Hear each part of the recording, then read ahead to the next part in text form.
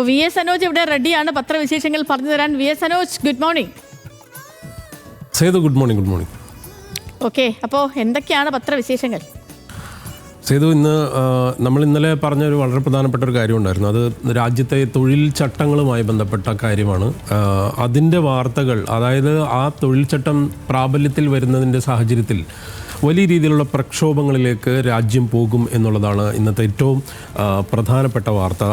ആ വാർത്തയുടെ ഒരു പ്രാധാന്യം എന്ന് പറയുന്നത് രാജ്യത്തെ സംബന്ധിച്ചിടത്തോളം വളരെ പരമപ്രധാനമാണ്. ഒപ്പം അത് തുടർന്നുള്ള ദിവസങ്ങളിൽ അല്ലെങ്കിൽ ഇനിയുള്ള നാളുകളിൽ അത് വലിയ രാഷ്ട്രീയ സംഘർഷമായി, ഒപ്പം തന്നെ അത് വലിയ രീതിയിലുള്ളൊരു രാജ്യത്തെ ഒരു പ്രക്ഷോഭത്തിലേക്ക് പോകാനുള്ള എല്ലാ സാധ്യതയുമുണ്ട്. ഈ കാര്യം ഇന്ന് പറഞ്ഞുകൊണ്ട് ട്രേഡ് യൂണിയനുകൾ രംഗത്ത് വന്നു എന്നുള്ള ഒരു ഫോളോ അപ്പ് സ്റ്റോറിയുടെ പ്രാധാന്യത്തിലേക്ക് ഇന്ന് പത്രങ്ങളെല്ലാം വലിയ പ്രാധാന്യത്തോടുകൂടി അത് നൽകിയിരിക്കുന്നു. തൊഴിൽ ചട്ടങ്ങളിൽ രോഷാഗ്നി എന്ന് മാതൃഭൂമി നൽകിയിരിക്കുന്ന തലക്കെട്ട് അതാണ്. അതായത് ഈ 26-ന് ഈ വരുന്ന 26-ന് രാജ്യവ്യാപക പ്രക്ഷോഭം നടത്തും. ഗ്രാമങ്ങളിൽ തൊഴിൽ ചട്ടങ്ങൾ പുതുക്കിയ നമ്മൾ ഈ പറഞ്ഞ ഈ അമെൻഡ് ചെയ്ത ഈ ചട്ടങ്ങൾ കത്തിക്കുമെന്ന് അഖിലേന്ത്യാ കിസാൻ സഭ പറയുന്നു. കാരണം തൊഴിൽ കോഡുകൾ നടപ്പാക്കുന്നതിന് മുൻപും ശേഷവുമുള്ള സാഹചര്യം എന്താണ് എന്നുള്ളത് സംബന്ധിച്ചും മാതൃഭൂമി ഇന്ന് ഒന്നാം പേജിൽ അത് വലിയ പ്രാധാന്യത്തിൽ നൽകിയിരിക്കുന്നു. ഒരു പക്ഷേ എനിക്ക് തോന്നുന്നത് ഇന്നലെ മലയാള മനോരമ വളരെ വിശദമായി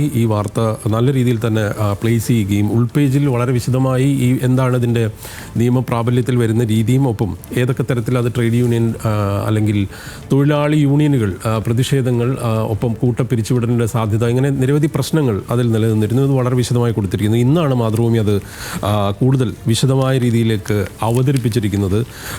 ഉൾപേജിൽ തൊഴിൽ ചട്ടങ്ങൾക്കെതിരെ പ്രതിപക്ഷം കടുത്ത ആശങ്ക, പ്രതിഷേധിക്കാനുള്ള അവകാശത്തിൽ നിയന്ത്രണം, സമരങ്ങൾക്കും ട്രേഡ് യൂണിയൻ പ്രവർത്തനങ്ങൾക്കും നിയന്ത്രണം എന്ന് പറഞ്ഞുകൊണ്ട് അത് ഉൾപേജിൽ വളരെ നല്ല രീതിയിൽ തന്നെ കൊടുത്തിരിക്കുന്നു. ഈ വാർത്ത അല്ലെങ്കിൽ ഇതുമായി ബന്ധപ്പെട്ട് നിരവധി പ്രധാനപ്പെട്ട തലക്കെട്ടുകളിലേക്ക് ഈ വിഷയം വന്നിരിക്കുന്നെന്ന് ദേശാഭിമാനി അടക്കം നൽകിയിട്ടുണ്ട്. ഞാൻ ആ വാർത്തകളിലേക്ക് അല്ലെങ്കിൽ മറ്റ് പത്രങ്ങൾ അത് എങ്ങനെ നൽകിയിരിക്കുന്നു എന്നതിലേക്ക് വരാം. അതിനു മുമ്പ് ഒന്നാം പേജിൽ മാതൃഭൂമി ഏതായാലും തൊഴിൽ ചട്ടത്തിൽ തന്നെ നൽകി. ഒപ്പം 10 മാസം സീബ്ര ലൈനിൽ അപകടത്തിൽ മരിച്ചവർ 218 എന്ന് പറഞ്ഞുകൊണ്ട് ഒന്നാം പേജിൽ മറ്റൊരു വാർത്തയുണ്ട്. ചോരക്കളമായി സീബ്ര വരകൾ, ബോധവൽക്കരണവും പരിശോധനയും ഉറക്കി നടക്കുമ്പോഴും സംസ്ഥാനത്ത് വാഹനാപകടം കൂടുകയാണെന്നാണ്. അതിൻ്റെ ഒരു കണക്ക് അവതരിപ്പിച്ചുകൊണ്ട് സംസ്ഥാനത്ത് ഈ അപകടങ്ങൾ മരിക്കുന്ന കാൽനട യാത്രക്കാരുടെ എണ്ണം ആശങ്കാജനകമായി കൂടുന്നു എന്നുള്ളതാണ്. അതായത് സീബ്ര ലൈനിൽ വണ്ടിയിടിച്ച് മരിക്കുന്നവരുടെ എണ്ണം വലിയ രീതിയിലേക്ക് കൂടിയിരിക്കുന്നു.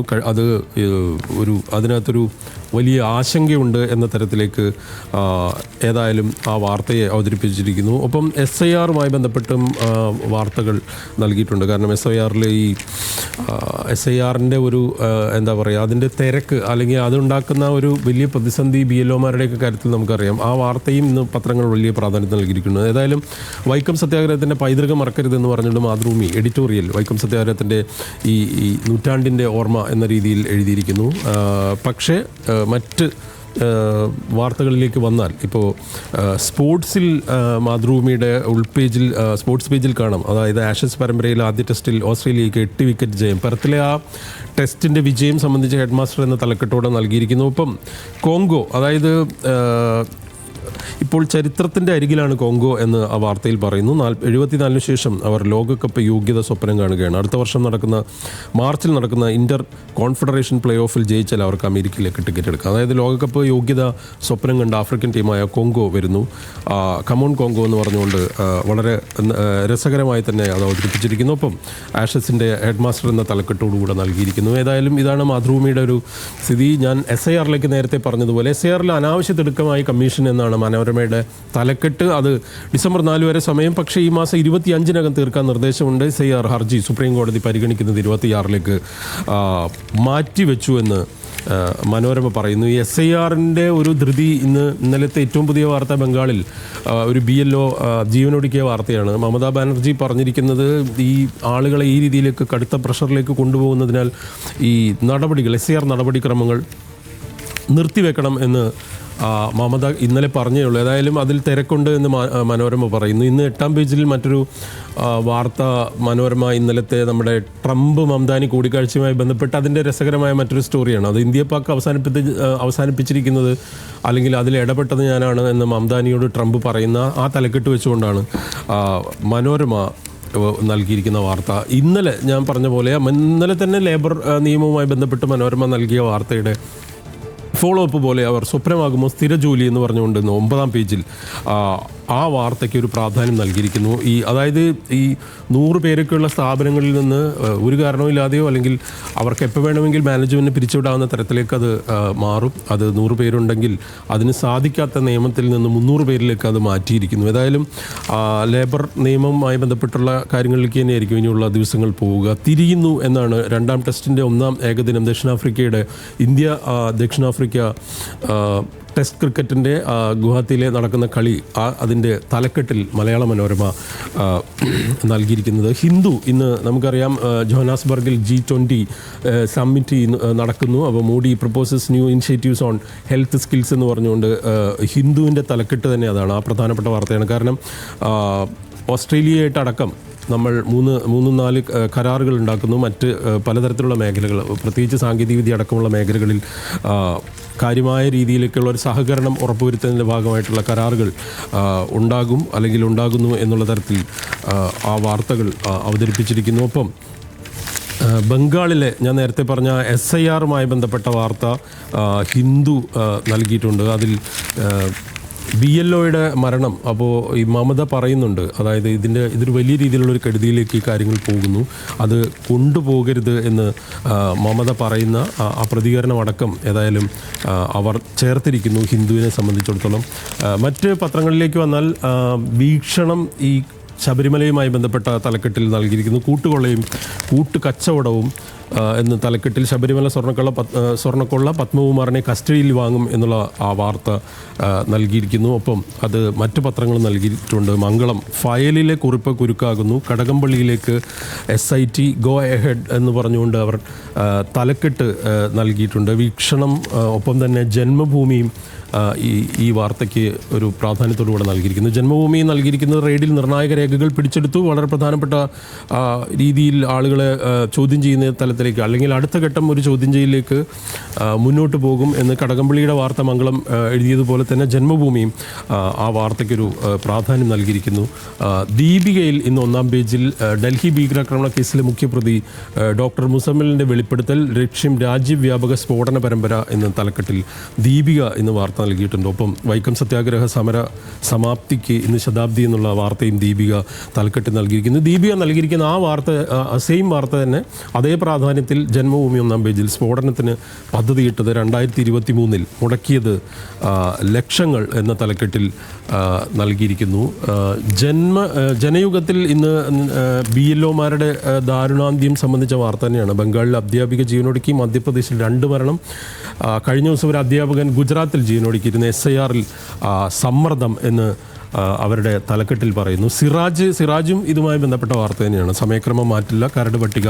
നേരത്തെ മലയാള മനോരമ നൽകിയ വലിയ തിരക്കാണ് കമ്മീഷൻ എന്ന് പറയുന്ന വാർത്തയുടെ ഒരു എക്സ്റ്റൻഷനായിട്ട് അതിനെ പറയാം.